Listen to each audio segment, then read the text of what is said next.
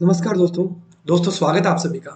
दोस्तों, last video lecture के अंदर अपन ने डी ब्लॉक के अंदर कुछ इंपॉर्टेंट पॉइंट डिस्कस कर लिए थे, जिसमें मैंने पोजीशंस की बात की थी, डी सीरीज के बारे में जिसमें 3D 4D 5D and 6D series की बात कर ली थी, और जो जनरल क्वेश्चन थे उनके बारे में मैंने डिस्कस कर लिया था।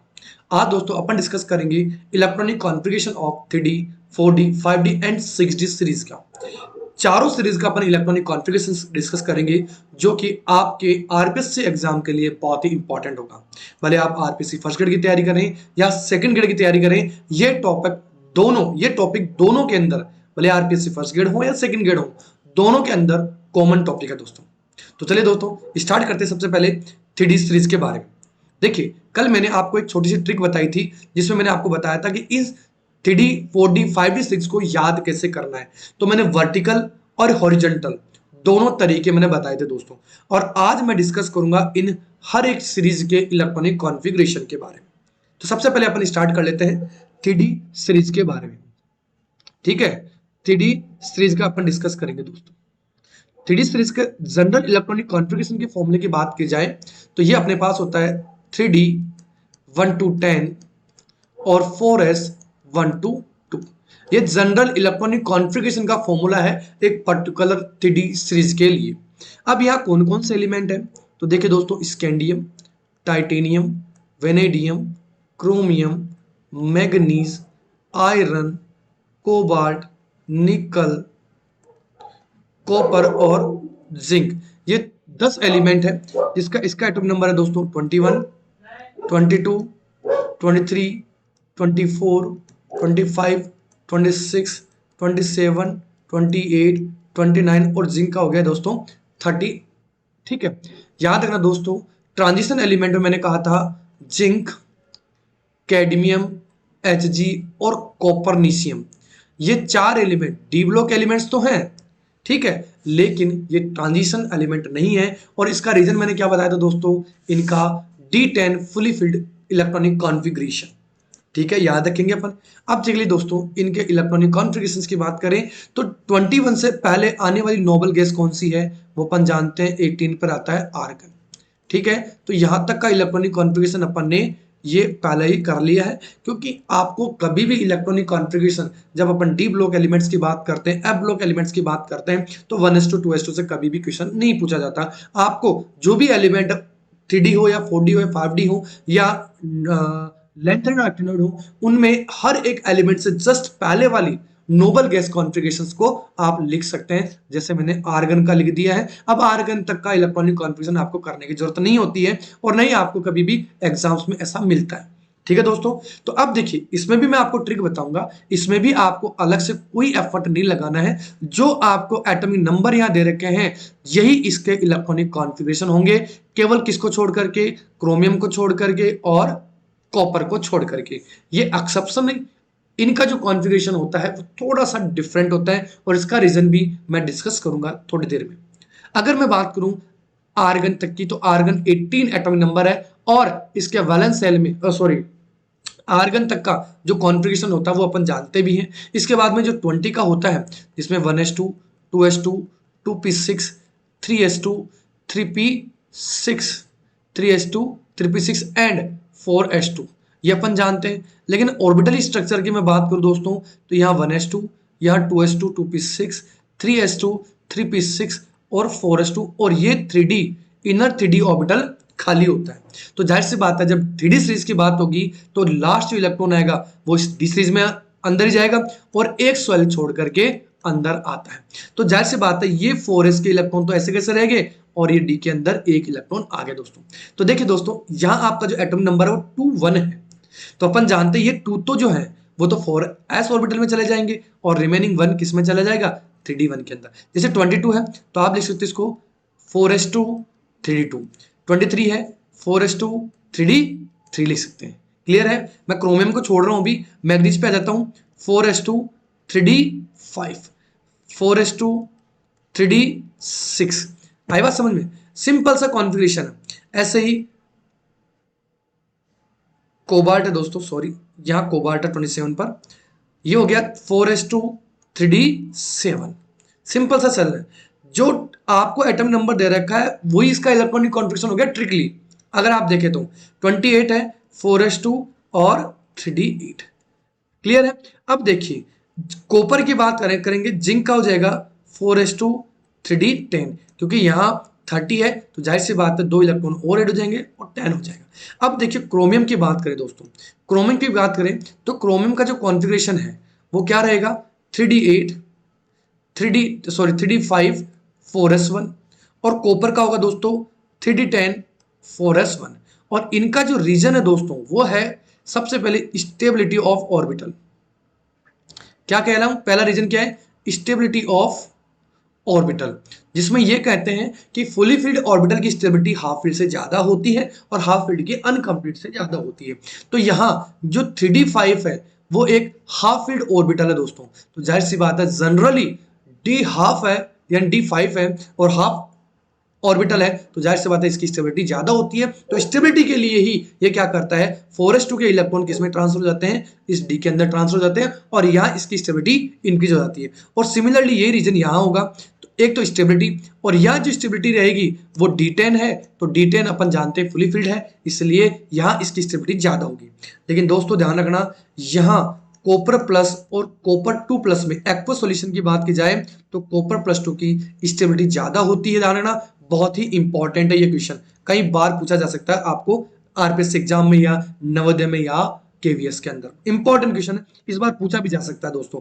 ये एनसीईआरटी का बहुत ही इंपॉर्टेंट है, क्योंकि अपन जानते हैं Cu+2 एक्वस सॉल्यूशन के अंदर क्या कर सकता है, डिसप्रपोर्शनेशन रिएक्शन शो करता है। कौन सी, डिसप्रपोर्शनेशन रिएक्शन शो करता है दोस्तों।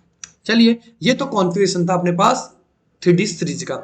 3D सीरीज में ध्यान रखना दोस्तों, ये आपके कोऑर्डिनेशन केमिस्ट्री के लिए बहुत ही इंपॉर्टेंट रहेंगी। जब अपन कोऑर्डिनेशन केमिस्ट्री के अंदर हाइब्रिडेशन निकालेंगे, मैग्नेटिक प्रॉपर्टी निकालेंगे, मैग्नेटिक मोमेंट निकालेंगे, कलर ऑफ कॉम्प्लेक्स देखेंगे, ये सारे के सारे टॉपिक आपके लिए इंपॉर्टेंट हो जाएंगे। कब और इजी हो जाएंगे, कब, जब आपने 3D सीरीज ढंग से कर ली हो दोस्तों। चलिए दोस्तों अब अपन बात करते हैं 4D सीरीज की। ट्रिक ये थी कि आपका ये कहा जाए, इसका जनरल कॉन्फ़िगरेशन का पहले ये बता देता हूँ, 4D 1 to 10 और 5s 1 to 2। लेकिन दोस्तों यहाँ एक एक्सेप्शन रहेगा जो मैंने कल भी बताया था पैलेडिनियम का, जिसमें 4d10 5s 0 होता है। हाँ दोस्तों बहुत ही इंपॉर्टेंट क्वेश्चन है ये वाला, पैलेडिनियम इंपॉर्टेंट रहेगा आपके लिए, ध्यान रखना दोस्तों, very very very important.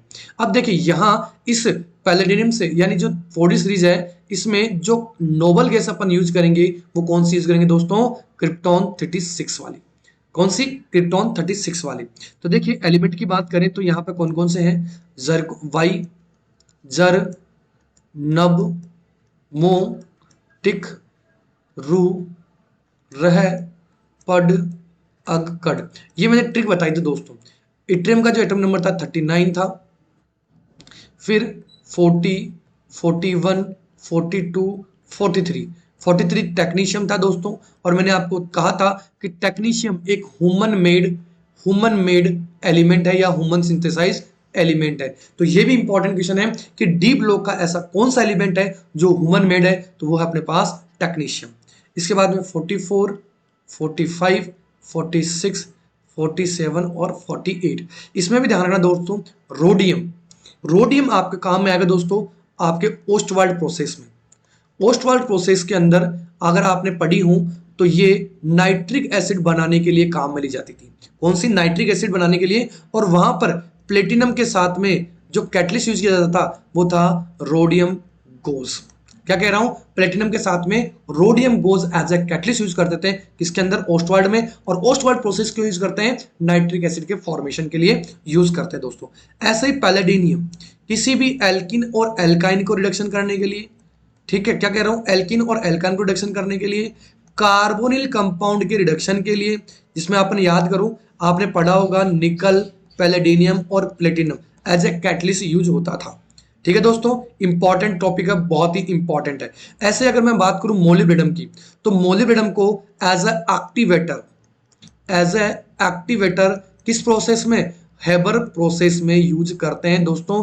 Haber process में इसको जैसे N2 plus 3H2 equal to 2NH3 ammonia formation के लिए यूज करते थे। और इसमें Fe के साथ में मोलिब्डेनम यूज करते थे, जहां Fe यहाँ एज ए कैटलिस्ट वर्क करता था। Fe किसकी तरह काम करता है? As a catalyst. और मोलिब्डेनम इस कैटलिस्ट की एक्टिविटी को इंक्रीज वर्क करने वाला होता है, यानी इसको अपन क्या कह सकते हैं? एक्टिवेटर की तरह काम करता है दोस्तों। तो चलिए दोस्तों, ये तो इसका जनरल इंट्रोडक्शन था। यहाँ मैं ले लेता हूँ क्रिप्टॉन, और यहां तक का इलेक्ट्रॉनिक कॉन्फ़िगरेशन अपन ने ये मान लेते हैं कि चलिए कंप्लीट हो गया क्रिप्टॉन तक का। अब अपने पास बचता है 4D5S। 4D5S। तो दोस्तों मैं इसके छोटा सा एक तरीका बता रहा हूं इसका भी, जिसमें आपको ये अच्छी तरह से याद हो जाएंगे। ठीक है दोस्तों, बस ध्यान रखना कि यहाँ कुछ चीजें अलग रहेगी। 5S, 4D5S, 4D5S, 4D5S, 4D and 5S। तो देखिए दोस्तों, एक तो इट्रियम में 2 इलेक्ट्रॉन फिल होंगे 3D1, जर्कोनियम में 2 इलेक्ट्रॉन होंगे 3D1, फिर इसके बाद में एक इलेक्ट्रॉन फिल होगा, फिर टेक्नीशियम में 2 इलेक्ट्रॉन, फिर यहां पे चलते हैं दोस्तों पैलेडियम में 0 इलेक्ट्रॉन। ये कुछ एलिमेंट थे जिसमें एस के अंदर अपने को 2 इलेक्ट्रॉन और 1 इलेक्ट्रॉन और 0। दोस्तों ध्यान ना, मैंने फिर बता रहा हूं 4D1 to 10 यानी 4D10 5S0, ये जो कॉन्फ़िगरेशन है दोस्तों 5S0, ये पैलेडियम का है। और पैलेडियम क्या, जो 5S ऑर्बिटल है वो क्या रहता है? ब्लैंक रहता है, वैकेंट रहता है, खाली रहता है, क्योंकि दोनों के दोनों एस के इलेक्ट्रॉन किधर ट्रांसफर हो जाते हैं? डी ऑर्बिटल में, ताकि इसकी स्टेबिलिटी बढ़ सके। बहुत ही इंपॉर्टेंट क्वेश्चन है पैलेडियम का, बहुत ही इंपॉर्टेंट क्वेश्चन है। चलिए मैं आगे चलता हूं दोस्तों, इसका कलर चेंज कर लेता हूं। ये जो पैलेडियम है इसके अंदर अपने दोस्तों 4D10 5S0 कॉन्फ़िगरेशन हो जाएगा। ये मैं इसको थोड़ा सा अलग दिखा देता हूं आपको, ये इंपॉर्टेंट रहेगा दोस्तों एक्सेप्शन। चलिए अब अपन बचते हैं जो इलेक्ट्रॉन अपन भर देते हैं। ठीक है, जर्कोनियम अपने पास हो गया था यहाँ पर। अब इसके बाद में यहाँ 1 इलेक्ट्रॉन होगा, तो यहाँ 3 इलेक्ट्रॉन यहाँ ट्रांसफर हो जाएंगे। यहाँ 2 है दोस्तों, 5S2 4D1, 5S2 4D2, 5S1 4D4, 5S1 4D4, फिर 5S1 4D5, फिर 5S2 4D5। यहाँ पर चले तो 5S1 4D7, फिर 5S1 4D8, और फिर 5S0 4D10। बहुत ही इंपॉर्टेंट है दोस्तों, बहुत ही इंपॉर्टेंट। आगे चले 5S2 सॉरी हाँ 5S1 सॉरी 5S1 4D10 और 5S2 4D10।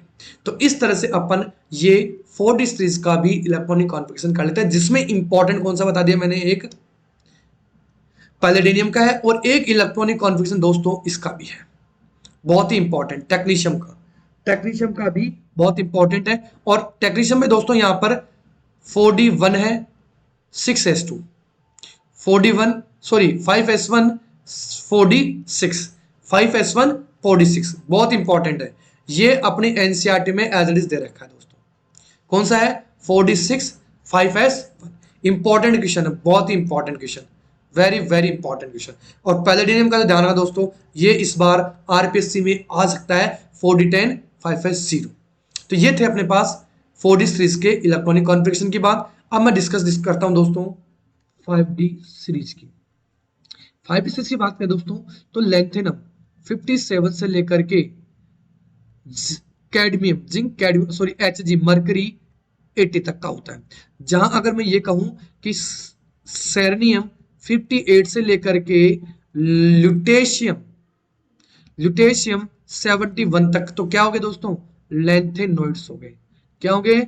लेंथेनॉइड्स हो गए। क्लियर है? और यही कारण है कि लेंथेनॉइड कॉन्ट्रैक्शन की वजह से ही जर्कोनियम और हाफनियम की एटॉमिक रेडियाई क्या थी? इक्वली थी दोस्तों, बराबर थी, अप्रोक्स। ठीक है, तो ये क्वेश्चन भी ध्यान रखें दोस्तों, ये भी अपने आरपीएससी में पहले भी पूछा जा चुका है दोस्तों। तो चलिए इनका भी इलेक्ट्रॉनिक कॉन्फ़िगरेशन अपन करते हैं। तो सबसे पहले मैं लिख देता हूं लेंथेनम, फिर हाफनियम, हफ ता वसूल रे ओसामा इर पिट आए मरकरी से। तो ये ट्रिक मैंने कल भी बताई थी, आप चाहो तो लिख सकते हैं दोस्तों, ला हफ ता वसूल रे ओसामा इर पिट आए मरकरी से। ये इसकी शॉर्ट ट्रिक थी। और इस लैंथनम से पहले आने वाली जो नोबल गैसेस होगी दोस्तों, वो कौन सी होगी? जीनोन होगी 54 नंबर पर।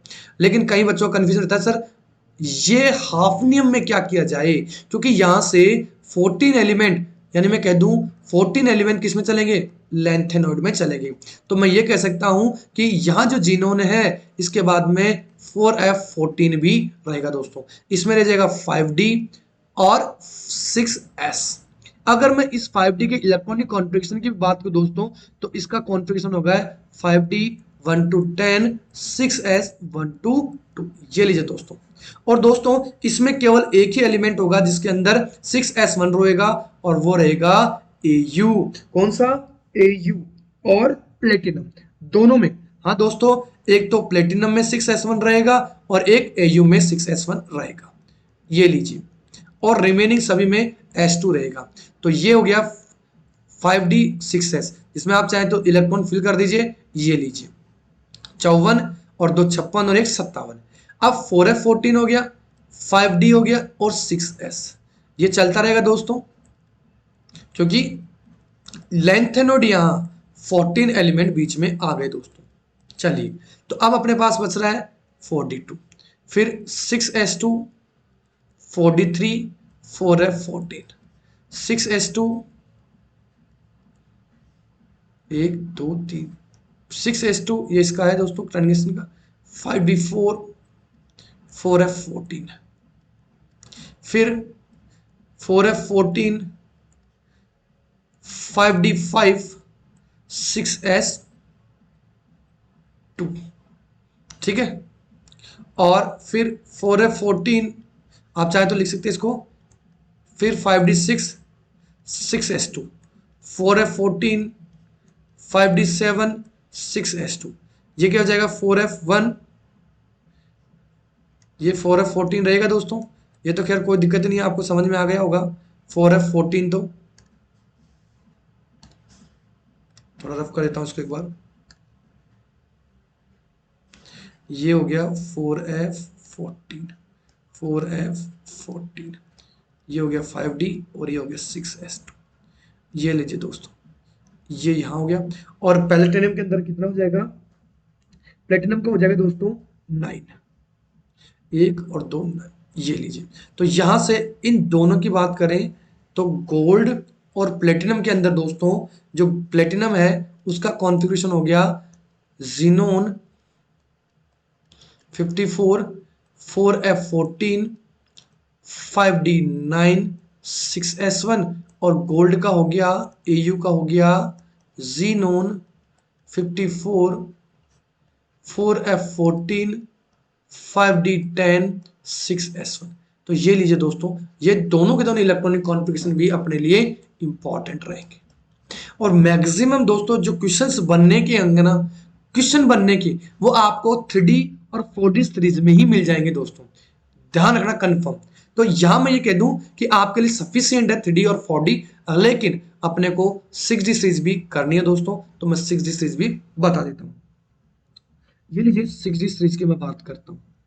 6D सीरीज में दोस्तों मेरे ख्याल से आपको याद रहेगा, 6D सीरीज में केवल एक आरजी, रोटेजेंटियम आरजी एक एलिमेंट रहेगा, जिसके अंदर 7S1 कॉन्फ़िगरेशन रहेगा, और सिंपल सा रहेगा, कोई दिक्कत नहीं है। जनरल इलेक्ट्रॉनिक कॉन्फ़िगरेशन का फॉर्मूला हो जाएगा दोस्तों 6D10 1 to 10 और 7S1 to 2। ठीक है, इसको मैं बता देता हूं। ऐसे एक्टिनम हो गया, फिर एक्टिनम के बाद में अगर मैं बात करूं 89 के बाद में 90 से लेकर के 90 थोरियम से लेकर के लोरेंसियम 103 तक टोटल 14 एक्टिनोइड्स आ जाते हैं, एक्टिनोइड्स आ जाते हैं। और इसके सारे के सारे एलिमेंट क्या थे दोस्तों? रेडियो एक्टिव एलिमेंट थे। और एक और चीज ध्यान रखना दोस्तों, जो लैंथेनोइड्स थे, क्या कह रहा हूं दोस्तों, जो लैंथेनोइड थे, इन लैंथेनोइड के अंदर, इन लैंथेनोइड के अंदर एक एलिमेंट कौन सा? पीएम। पीएम एक अकेला एक्सेप्शनली रेडियो एक्टिव एलिमेंट था दोस्तों। यहां से भी क्वेश्चन पूछा सकता है कि लैंथेनोइड का कौन सा एलिमेंट रेडियो एक्टिव एलिमेंट है, तो वो है पीएम। केवल और केवल पीएम जो है वो रेडियो एक्टिव एलिमेंट, इसके अलावा कोई भी रेडियो एक्टिव एलिमेंट नहीं है। जबकि अगर मैं एक्टिनेट की बात करूं तो all elements are radioactive elements. और इसके अलावा बात करूं दोस्तों कि 103 के बाद में जो एलिमेंट होते हैं आफ्टर 103, 104, 105, 106, ये सुपर हैवी एलिमेंट कहलाते हैं दोस्तों। क्या कह रहा हूं? सुपर हैवी एलिमेंट कहलाते हैं। ठीक है दोस्तों, तो चलिए मैं स्टार्ट करता हूं इनके इलेक्ट्रॉनिक कॉन्फ़िगरेशन की। तो ऐसी रफू चक्कर, दबंग, हुई सिंघम,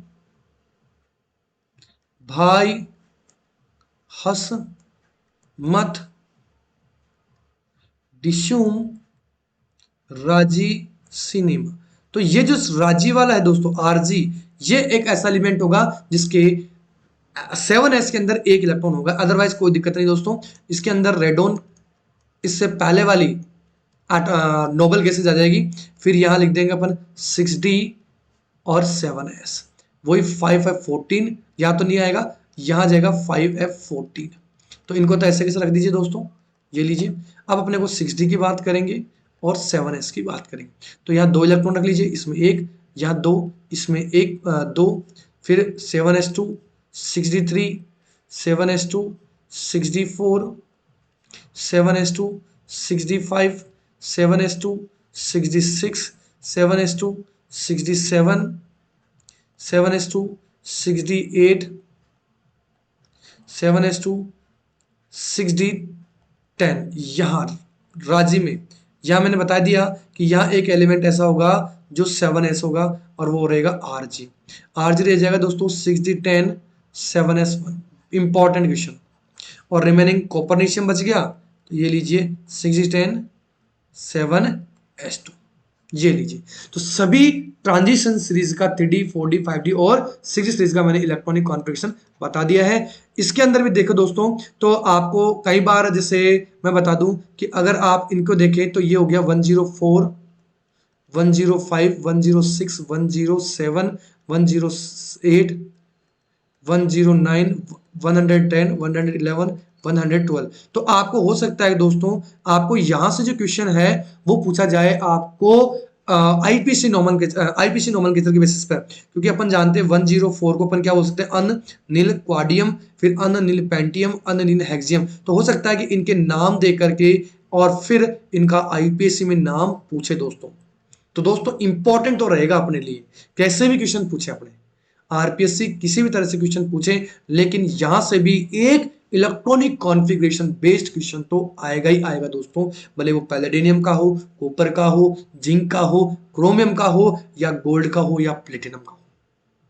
ठीक है दोस्तों, तो यहां आज अपन ने कंप्लीटली इलेक्ट्रॉनिक कॉन्फ़िगरेशन भी कर लिया है दोस्तों। दोस्तों मैंने आरपीएससी फर्स्ट ग्रेड का जो सिलेबस चल रहा था सीनियर सेकेंडरी लेवल का, इसमें मैंने इलेक्ट्रॉनिक कॉन्फ़िगरेशन ऑफ एलिमेंट बता दिया है, क्लासिफिकेशन ऑफ एलिमेंट के बारे में बता दिया है, और इलेक्ट्रॉनिक कॉन्फ़िगरेशन लगभग मैंने कंप्लीट कर दिया है। अब जो टॉपिक रहेगा वो रहेगा अपने पास इसका आगे का जो टॉपिक रहेगा दोस्तों वो रहेगा पीरियडिसिटी। और यहां से एक या दो क्वेश्चन आपको जरूर आरपीएससी फर्स्ट ग्रेड में और सेकंड ग्रेड में दोनों में मिलेंगे दोस्तों, फर्स्ट ग्रेड में एंड सेकंड ग्रेड में मिलेंगे दोस्तों। और मैं कंप्लीट पीरियडिसिटी के साथ साथ दोस्तों इनके ऑब्जेक्टिव क्वेश्चंस भी अब मैं आपको प्रोवाइड करवाता चलूंगा। जैसे जैसे टाइम मिलेगा संडे को मैं आपको 1 से 2 वीडियो एक्स्ट्रा ऑब्जेक्टिव क्वेश्चंस के मैं डालता रहूंगा। इसके अलावा दोस्तों मैं सीबीएसई बोर्ड जो 11th और 12th के स्पेशली 12th क्लास के जो क्वेश्चंस पेपर है ऑब्जेक्टिव के वो भी डाल रहा हूं, तो वो भी अपने लिए हेल्पफुल है। आप उनको भी एक बार सीबीएसई बोर्ड के जो मैं ऑब्जेक्टिव क्वेश्चंस डाल रहा हूं उनको भी एक बार आप जरूर अपनी नजर से निकालें, क्योंकि हो सकता है कि आपको उन्हीं ऑब्जेक्टिव क्वेश्चन में से एक क्वेश्चंस आपको आपके आरपीएससी एग्जाम में भी मिल जाए दोस्तों। तो दोस्तों अगर वीडियो अच्छा लगा हो तो लाइक जरूर कीजिएगा, जरूर दोस्तों लाइक कीजिएगा, और सब्सक्राइब नहीं किया तो सब्सक्राइब कीजिएगा और शेयर कीजिएगा। चलिए दोस्तों नेक्स्ट वीडियो लेक्चर के अंदर अपन डिस्कस करेंगे पीरियडिसिटी ऑफ पीरियडिक टेबल, जिसमें मैं एस ब्लॉक से लेकर के जितने भी एफ ब्लॉक तक के क्वेश्चंस बनते हैं पीरियडिसिटी के वो सारे डिस्कस करूंगा दोस्तों। इसके अलावा अपना जो ऑर्गेनिक पोर्शन चल रहा था उस ऑर्गेनिक प्रोसेस में दोस्तों अपनी बची हुई है इलेक्ट्रोसाइक्लिक रिएक्शन, जो भी मैं बहुत जल्दी स्टार्ट कर दूंगा। सिग्मा टॉपिक रिएक्शन भी स्टार्ट कर दूंगा। तो ये 2 रिएक्शन और बच रही थी अपने किसके अंदर, एल्काडाइंस के अंदर। तो जैसे एल्काडाइंस हो जाएगा कंप्लीट, मैं फिर एल्काइन खत्म करूंगा और एल्काइन के बाद में हेलो एल्केन हेलो एल्केन लूंगा और फिर एल्कोहल, फिर ईथर, इसके बाद में कार्बनिक कंपाउंड कार्बोक्सिलिक एसिड 11 12 का, फिर एरोमेटिक कंपाउंड पर आ जाएंगे दोस्तों। ठीक है दोस्तों, तो नेक्स्ट वीडियो लेक्चर के लिए बनते हैं, तब तक के लिए